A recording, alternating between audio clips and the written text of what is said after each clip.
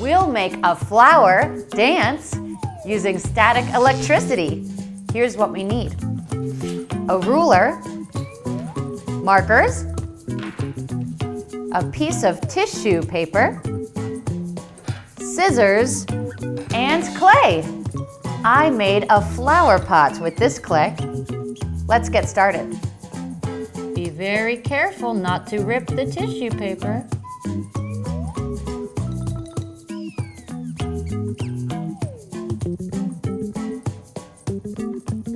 Now, we need to cut out our flower.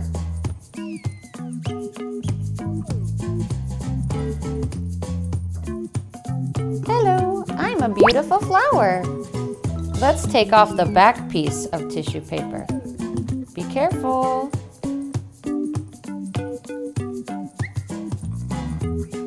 There we go.